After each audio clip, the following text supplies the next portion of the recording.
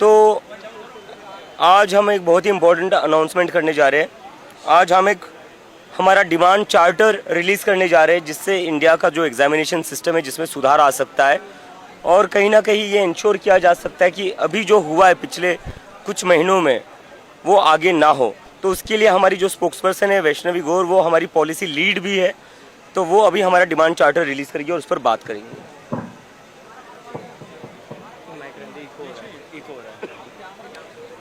सबसे पहले thank you आप लोगों का आने के लिए। पिछले एक महीने से हम नीट के बारे में बात कर रहे हैं। माइक कहाँ गया? अभी था ना यहाँ पे।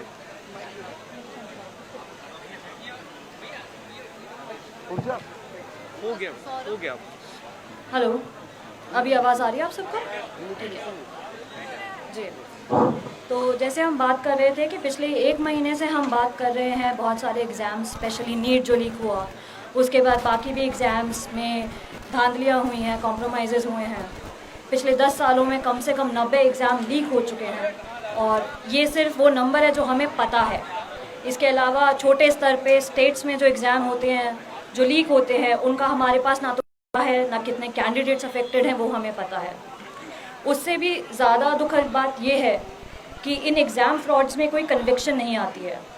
2015 से लेके आज तक सिर्फ एक कन्विक्शन आई है और 2024 में जब नीट लीक हुआ था, जब हमारी भारत सरकार दोबारा से एक public examination prevention of unfair means act लाई थी, 2 साल हो चुके हैं लेकिन उसमें भी एक भी सिंगल कन्विक्शन नहीं आया है।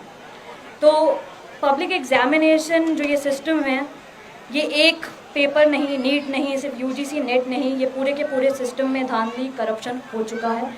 उसके लिए हम ये 5 डिमांड्स लाए हैं जो सिर्फ और सिर्फ इस एग्जामिनेशन सिस्टम को करेक्ट करने में फोकस करेगी। हमारी पहली डिमांड यही है कि जो 2024 वाला एक्ट था, जो नीट के बाद लीक के बाद आया था, जिसमें सिर्फ और सिर्फ क्रिमिनलाइज किया गया है, उसको रिपील करके एक नया एक्ट लाया जाए जो पब्लिक एग्जामिनेशन एक्ट पे फोकस करे। उसमें 3 चीज़ें हमें चाहिए। पहली ट्रांसपेरेंसी, अकाउंटेबिलिटी और तीसरी स्टूडेंट राइट्स। तो जैसे हमने इन्हें बताया कि 2024 में जो एक्ट आया था, हम एक नया एक्ट चाहते हैं जिसमें जो पनिशमेंट हो ऑर्गेनाइज लीक की, जो अभी 3 साल है, उससे बढ़ा के 10 साल की जाए। अभी जो हमारा एक्ट है वो सिर्फ और सिर्फ प्राइवेट एंटिटीज़ को क्रिमिनलाइज करता है। हम चाहते हैं कि गवर्नमेंट सर्वेंट्स, पब्लिक ऑफिशियल्स जिनकी नेग्लिजेंस की वजह से वो इम्प्लिकेटेड हैं इन लीक्स में, उनको भी एक डेरेलिक्ट ऑफेंस इसमें आया जाए। दूसरा और सबसे इम्पॉर्टेंट, अकाउंटेबिलिटी। जैसे धर्मेंद्र प्रधान जी ने अभी तक हमें बिल्कुल भी नहीं सुना है। हम चाहते हैं इस एग्जामिनेशन एक्ट में ये लिखा जाए कि एक मिनिस्टर जिसके डिपार्टमेंट के अंदर पेपर लीक होता है, उसे 14 दिन के अंदर, अगर पार्लियामेंट सेशन में है तो एक स्टेटमेंट देना पड़ेगा जिसमें वो बताएंगे कि पेपर क्यों लीक हुआ, उसके क्या करेक्टिव मेजर्स दिए गए। अगर पार्लियामेंट सेशन में नहीं है तो भी उन्हें एक रिटन, एक प्रेस कॉन्फ्रेंस नहीं जहाँ पे उनके मन मर्जी से सवाल पूछे जा रहे हैं, एक रिटन स्टेटमेंट देना होगा और जैसे ही पार्लियामेंट सेशन आएगा उसके 3 दिन के अंदर उन्हें वहाँ पे ओरल स्टेटमेंट देना होगा। साथ ही जैसे ही पेपर लीक होता है, एक ऑटोमेटिक इंक्वायरी ट्रिगर होनी चाहिए जो कि एक 5 मेंबर कमीशन, जैसे एक रिटायर्ड सुप्रीम कोर्ट जज लीड करे। और सिर्फ इंक्वायरी नहीं, उसमें डिफाइंड टाइमलाइंस चाहिए हमें कि 30 दिन के अंदर ये कमेटी हमें बताए कि कौन रिस्पॉन्सिबल है, वेंडर है, पब्लिक ऑफिशियल्स हैं, तो उनका नेम, उनका ग्रेड 30 दिन के अंदर हो और उसके 30 दिन के अंदर इन सब पे डिसिप्लिनरी एक्शन भी होना चाहिए। इन एडिशन हम एक एग्जामिनरी ऑम्बुड्समैन भी चाहते हैं। आप लोगों ने शायद पढ़ा होगा थोड़ा लोकपाल जैसे, बट एक सिर्फ और सिर्फ स्टूडेंट्स के लिए, जिसमें जिनके पास सो मोटो पावर्स हो कि वो देख सकें कि क्या एग्ज़ाम्स में धांधली हो रही है, वो उनके पास पावर हो, वो ऑफिशियल्स को बुला सकें, री एग्जामिनेशन करवा सकें, कंपनसेशन करवा सकें ये। और एक हम चाहते हैं कि नेशनल वेंडर अथॉरिटी बने जो उन्हें ऑडिट करे। आपने अभी CBSE का फियस्को देखा है, उन्होंने एक ऐसी ही एजेंसी को टेंडर दिया हुआ था जिन्होंने तेलंगाना में भी एग्ज़ाम फेलियर 2019 में किया था। तो अभी जिस एजेंसी का मन करता है, जहाँ करता है, उस प्राइवेट एंटिटी को दे देते हैं।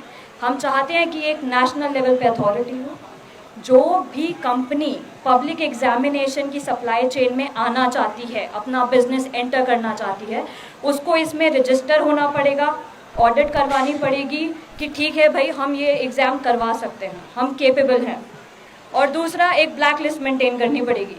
ये नहीं कि आपने स्टेट में एक एग्ज़ाम लीक करवा दिया और वही वेंडर आप नेशनल लेवल पर दोबारा इंगेज कर रहे हैं। ना तो वो वेंडर, ना उसकी सब्सिडरी, ना एक ऐसी कंपनी जिसमें वो वेंडर का मेजॉरिटी शेयर होल्डरशिप है, ये अब नहीं चलेगा। इसके साथ साथ अभी जितनी भी एग्जामिनेशन बॉडीज़ हैं जो नेशनल लेवल पे हमारा एग्ज़ाम करवा रही हैं, उनमें कोई ट्रांसपेरेंसी नहीं है। क्या उनकी फाइनेंशियल ऑडिट, हम चाहते हैं कि एनुअली उनकी फाइनेंशियल ऑडिट हो बाय सीएजी, एक परफॉर्मेंस ऑडिट हो, वो जिन जिन वेंडर्स को जिस टेंडर पे जितने अमाउंट में देते हैं, एनटीए की तरह नहीं कि सब पर्दे के पीछे है, नहीं, सब पब्लिकली डिस्क्लोज होना चाहिए। इसके साथ साथ स्टेट लेवल पे हमें पता है कि majority of the exams state level पे लीक होते हैं और वो इतने छोटी चीज़ें होती हैं कि वो नेशनल न्यूज़ में आ भी नहीं पाती।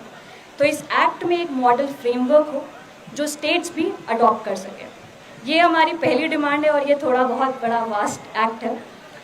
दूसरी डिमांड हमारी पब्लिक एग्जामिनेशन बॉडीज़ को लेके है, स्पेशली एनटीए और एसएससी। एनटीए एक साल में 1 करोड़ से ज़्यादा बच्चों का एग्ज़ाम करवाती है और एसएससी 3 करोड़ से ज़्यादा, और ये दोनों के दोनों हमारे संसद के लिए जवाबदेह नहीं है। एक स्टैट्यूटरी बॉडी का नाम होता है जो एक पार्लियामेंट के एक्ट के थ्रू बनी होती है, जो कैंडिडेट्स वो एग्ज़ाम करवाते हैं उसका। लेकिन हम ये चाहते हैं, इसलिए पहला, एनटीए डिज़ोल्व हो। एनटीए करप्शन का हब बन चुका है, आधे से ज़्यादा स्टाफ वहाँ पे कॉन्ट्रैक्चुअल है, किसी को नहीं पता कौन कितना पैसा खा रहा है। तो एनटीए डिज़ोल्व हो, एक नेशनल टेस्टिंग कमीशन बने, पार्लियामेंट के एक्ट के थ्रू बने, वहाँ पे कौन परमानेंट कैडर होगा, क्या लीडरशिप होगी, सब डिफाइन हो। अगेन सीएजी ऑडिट चाहिए हमें, उनके फाइनेंशियल, उनके परफॉर्मेंस की। और हम सरकार से ये भी रिक्वेस्ट करते हैं, स्पेशली नीट के लिए, कि एक स्टेट्स को ऑप्ट आउट देना चाहिए। जब से हम यहाँ पर बैठे हैं हमने ये देखा है कि जो हमारे साउथ इंडियन स्टेट्स हैं, वहाँ से जो कैंडिडेट्स आते हैं उन्हें बहुत दिक्कत होती है नीट में। तो अगर एक स्टेट ऑप्ट आउट करना चाहता है अपने स्टेट कोटा की सीट्स के लिए तो उन्हें अलाउ करना चाहिए। और एक एग्जामिनेशन सिलेबस में स्टेट की रिप्रेजेंटेशन बहुत ज़रूरी है, ताकि Bihar board, UP board, Tamil Nadu board, Telangana board, सब बोर्ड के बच्चे, सब स्टेट्स के बच्चे एक सेम लेवल, एक सेम फुटिंग पे एग्ज़ाम दे पाए। एसएससी में भी हम सेम फ्रेमवर्क चाहते हैं, जवाबदेही चाहते हैं, ऑडिट चाहते हैं। पार्लियामेंट के सामने हर साल इन लोगों को रिपोर्ट रखनी पड़ेगी कि जी हमने इतने एग्ज़ाम करवाए। एसएससी में सबसे बड़ी कमी जो है, एनुअल एग्जामिनेशन कैलेंडर नहीं होता है, कभी 18 महीने एग्ज़ाम रिक्रूटमेंट चल रहा है, कभी 2 साल, कभी 3 साल, वो नहीं होना चाहिए। एसएससी को एक एनुअल एग्जामिनेशन कैलेंडर निकालना पड़ेगा, ये एक्ट में होना चाहिए। पूरे 1 साल के अंदर नोटिफिकेशन से लेकर रिक्रूटमेंट तक का पूरा साइकिल कंप्लीट करना पड़ेगा एसएससी को। और हम ये भी चाहते हैं कि सरकार की हर मिनिस्ट्री, हर डिपार्टमेंट एक नोटिफिकेशन सालाना निकाले जिसमें वो ये बताएं कि हमारे डिपार्टमेंट में इतनी वैकेंसी है। अभी लाखों की वैकेंसी है लेकिन जो रिक्रूटमेंट निकलती है वो बहुत कम निकलती है, तो ये बंद होना चाहिए। तीसरा एक बहुत इम्पॉर्टेंट चीज़ है जो हम एक पहले ही एक्ट में इंक्लूड करना चाहते हैं, वो है स्टूडेंट्स राइट्स, जिसके बारे में हम बात कर रहे हैं।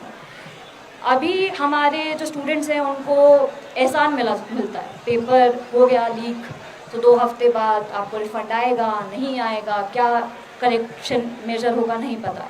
हम चाहते हैं कि स्टूडेंट्स के राइट्स हों। पहला, अगर कोई भी एग्जामिनेशन लीक होता है तो ऑटोमेटिक फ्री रिफंड हो, एक उन्हें फिक्स्ड कॉम्पनसेशन मिले हर रजिस्टर्ड कैंडिडेट को उस एग्ज़ाम में, क्योंकि आना रुकना ये बच्चों के परिवार संभालते हैं। सरकार की गलती की वजह से बच्चों को या उनके परिवार को सज़ा नहीं भुगतनी चाहिए। दूसरा, 30 दिन के अंदर एग्जामिनेशन भी होना चाहिए। बच्चे को, हर स्टूडेंट को ये हक होना चाहिए कि उसके स्टेट ऑफ रेजिडेंस में उसका सेंटर पड़े। ये नहीं कि महाराष्ट्र के बच्चे को आप राजस्थान में बुला रहे हैं, राजस्थान के बच्चे को आप कह रहे हैं दिल्ली आके एग्ज़ाम दीजिए, नहीं। एज प्रोटेक्शन, एक सर्टेनिटी होनी चाहिए। हमारी सरकार आज कुछ डिसाइड करती है फिर अगले साल एग्ज़ाम में चेंज कर देती है, चाहे वो सिलेबस हो, एलिजिबिलिटी हो, ये नहीं चलेगा। आपको कम से कम 2 साल का बफर पीरियड देना पड़ेगा अगर आप उसमें कुछ भी बदलना चाहते हैं स्टेट में। चौथा और मोस्ट इम्पॉर्टेंट, हमारी एजुकेशन आज मिडिल क्लास की अफोर्डेबिलिटी से बाहर होती जा रही है। एक मिडिल क्लास का बच्चा आज पढ़ने के लिए हमें लोन लेना पड़ रहा है। तो जितने भी प्राइवेट मेडिकल कॉलेजेस हैं जिनकी फ़ीस 1-1 करोड़ से ऊपर जा रही है, चाहे प्रोफेशनल डिग्री कॉलेजेस हैं, बाकी भी जो प्राइवेट मेडिकल कॉलेजेस हैं, उनमें 50% सीटों पे जो फ़ीस होनी चाहिए वो उतनी ही होनी चाहिए जितनी गवर्नमेंट कॉलेज की उस स्टेट में फ़ीस है। और दूसरा जो हमारी सरकार ने अभी नया काम स्टार्ट किया है कि हर सेमेस्टर वो गवर्नमेंट कॉलेज में भी फ़ीस बढ़ा देते हैं, कि वो नहीं चलेगा। अगर एक बच्चा एडमिशन ले रहा है पहले साल में, उसकी फ़ीस जब तक वो डिग्री कंप्लीट नहीं करता उतनी ही रहेगी और ये ज़रूरी है। चौथी डिमांड हमारी एक नेशनल एस्पिरेंट वेलफेयर फंड के लिए है। हम चाहते हैं सरकार ये क्रिएट करे। हम यहाँ पे शुरू से हम एक मांग कर रहे हैं कि बच्चों की फैमिलीज़ जिन्होंने अनफॉर्चुनेटली सुसाइड किया है उनको 1 करोड़ की कॉम्पनसेशन मिलनी चाहिए, बट एक एस्पिरेंट वेलफेयर फंड होना चाहिए जहाँ पे अगर कोई एग्ज़ाम के लीक की वजह से किसी बच्चे ने सुसाइड की है तो उसकी फैमिली को असिस्टेंस और कॉम्पनसेशन मिलना चाहिए। इसके साथ साथ हम ये भी जानते हैं कि इंडिया में जिस लेवल पे एग्ज़ाम कंपटीशन है, बहुत स्ट्रेस है बच्चों में, कोचिंग की तरफ हम चाहते हैं सरकार दोबारा नज़र डाले, फीस पे नज़र डाले, कोचिंग में मैंडेट करे कि हर कोचिंग सेंटर में एक professional counselling psychiatrist and a psychologist should be there, ताकि वो कैंडिडेट्स का स्ट्रेस दूर कर सके। एंड हमारी 5th डिमांड जो कि काफ़ी इमीडिएट भी है, हम चाहते हैं कि अगले 6 महीने में हमारे संसद में एक वाइट पेपर रिलीज़ किया जाए। पिछले 12 साल में कितने पेपर लीक हुए हैं सेंट्रल लेवल पे, स्टेट लेवल पे, उसमें कितने कैंडिडेट्स अफेक्टेड हैं, कितने लोगों को सज़ा हुई है, कितने सबका एक अगले 6 महीने में हमें वो रिपोर्ट चाहिए। दूसरा, नीट 2024 जब लीक हुआ था तो एक कमेटी बनाई गई थी, के राधाकृष्णन कमेटी। उन्होंने 101 रिकमेंडेशन दिए थे। अभी किसी को नहीं पता कितने रिकमेंडेशन इम्प्लीमेंट हुए हैं या नहीं। तो हम चाहते हैं सरकार एक इंडिपेंडेंट ऑडिट करे और हमें बताए कि उनमें से कितने रिकमेंडेशन इम्प्लीमेंट हुए हैं और कितने नहीं हुए हैं, और नहीं हुए हैं तो क्यों नहीं हुए हैं। और तीसरी चीज़, अभी हमारे पास parliamentary standing committee women education and youth पे है, बट हमें लगता है एक समय आ चुका है कि खाली एजुकेशन पे एक पार्लियामेंट्री स्टैंडिंग कमेटी होनी चाहिए जो हर साल देखे कि भाई क्या एग्ज़ाम चल रहे हैं, बच्चे की क्या परेशानी है, जो पूरा का पूरा एक बार एक एग्जामिनेशन इंटीग्रिटी कर चुके। So thank you. If there is any questions I would love to take. पहले तुम अपना बोलो फिर मैं बोलूँ। ये लो वैष्णु, ये लो होल्ड, ये लो होल्ड।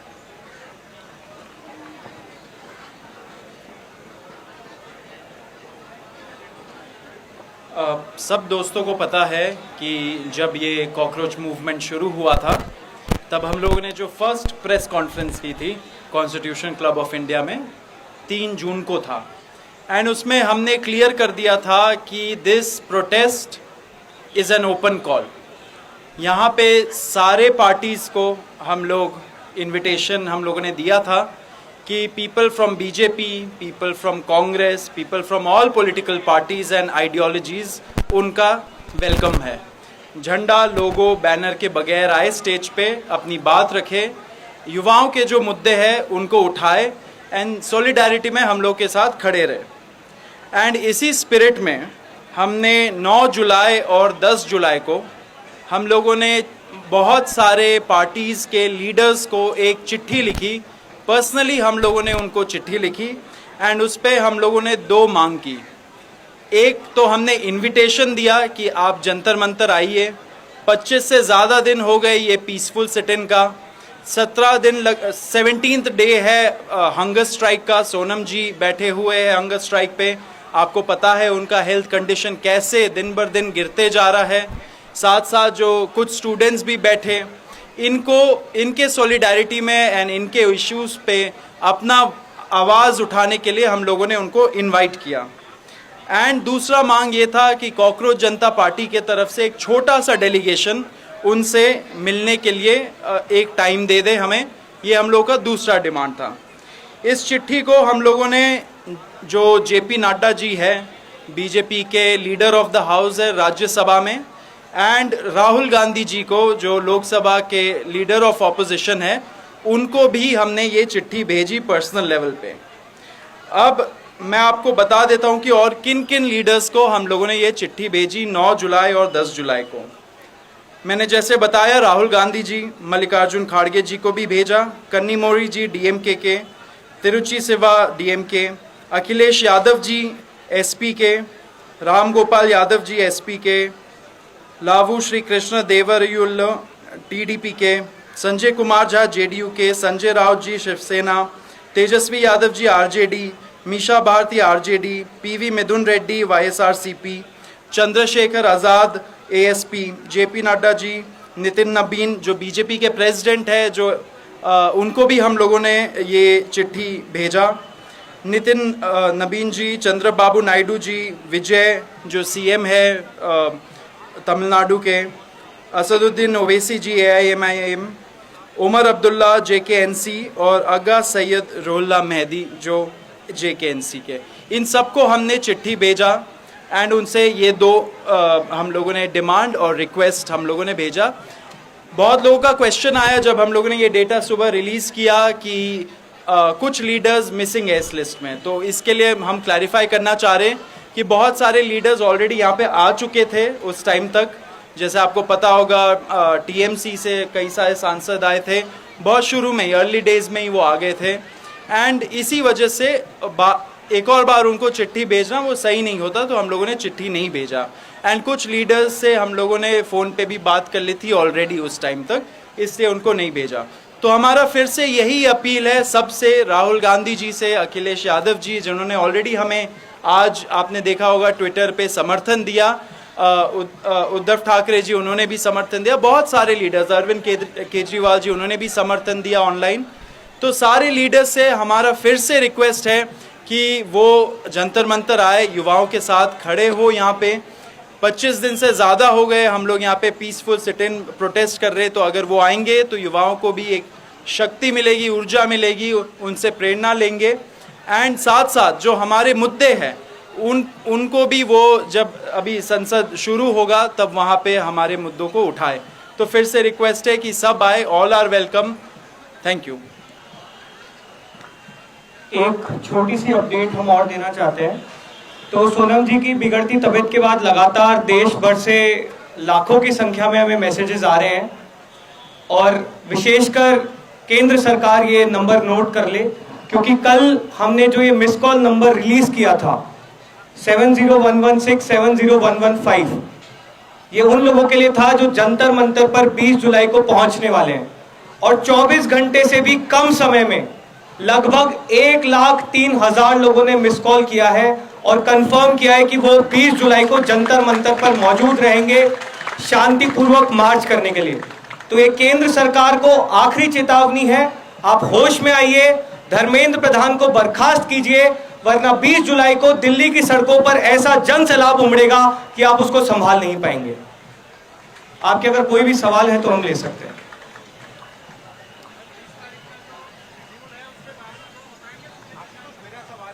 एक एक करके ले लो।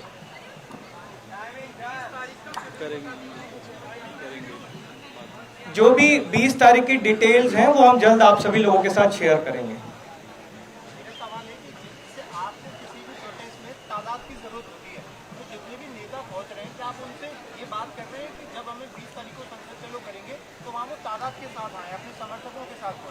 ना सिर्फ नेता बल्कि तमाम जो किसान संगठन है, जैसे आज चडूनी साहब भी यहाँ पर मौजूद थे, सामाजिक संगठन है, किसान संगठन है, सबसे हमने ये आह्वान किया है कि वो लोग आए, अपने साथियों को लेकर आए और देश के नागरिक के तौर पर जंतर मंतर पहुंचे, ज़्यादा से ज़्यादा संख्या में सभी लोग पहुंचे। और हम देश के युवाओं से अपील करते हैं कि 20 जुलाई को आप लोग दिल्ली पहुंचिए, हमारा साथ दीजिए, क्योंकि ये कई मायनों में एक निर्णायक लड़ाई होगी।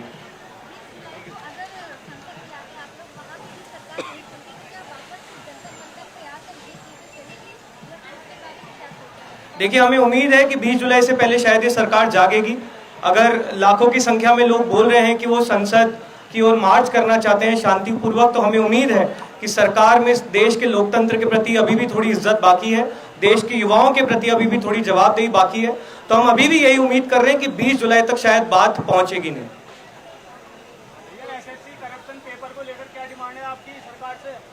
वैष्णवी, आप एड्रेस करना चाहते हो? क्या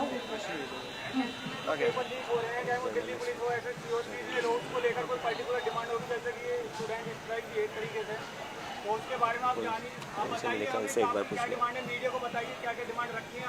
आप कौन से मीडिया चैनल से सर? जी जी ठीक है। पहले मीडिया वाले को क्वेश्चंस ले लेते हैं सर, फिर आपसे बात करेंगे। इतना लंबा हुआ।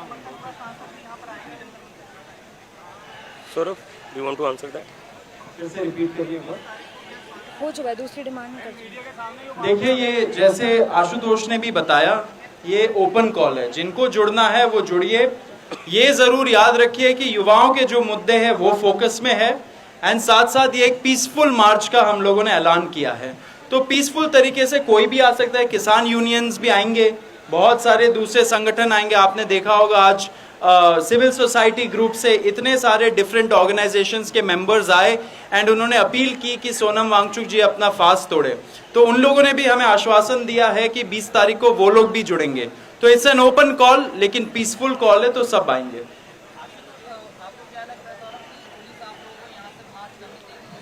देखिए, वो आपको पुलिस से पूछना पड़ेगा। पुलिस को हम लोगों ने जैसे शुरू में भी वादा किया था 6 तारीख को और 20 तारीख को भी वादा किया था कि हम अपने तरफ से पूरा कोऑपरेशन करेंगे पुलिस के साथ, एंड उनका भी इन रिटर्न उनसे कोऑपरेशन मांगेंगे। देखिए, यहाँ पे जो लोग हैं वो एक बहुत जायज़ डिमांड के लिए बैठे हुए इतने दिनों से संघर्ष कर रहे हैं।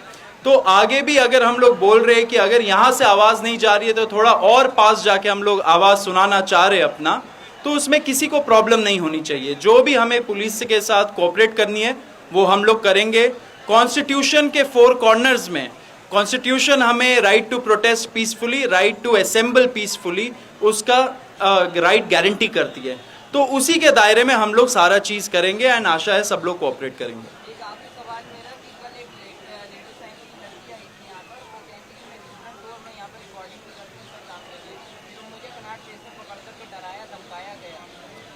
देखिए, ऐसे जो भी केसेस है हम लोग अपने तरफ से जो भी लीगल हेल्प कर सकते हैं एंड जो भी मदद कर सकते हैं हम लोग वो करते हैं। एंड जो लोग दहशतगर्द फैलाते हैं, आई थिंक पुलिस को उसमें ज़्यादा एक्शन लेना चाहिए। आपको पता है कि जो यहाँ पे वायलेंस हुआ था निशु के खिलाफ, निशु के पापा संजय के खिलाफ, उसमें आज तक पुलिस ने एक भी स्ट्रिक्ट आईपीसी का धारा नहीं डाला है।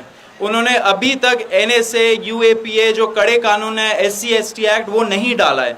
तो ये क्वेश्चन आपको पुलिस से पूछना चाहिए कि क्या लॉ एंड ऑर्डर सिचुएशन वो सही से हैंडल कर पा रहे हैं।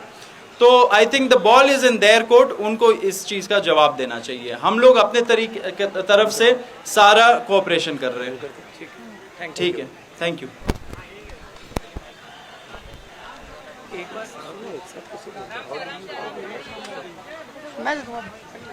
सुनो, ये किसका है? कह रहे हैं कि ये किसका है? ये किसका है?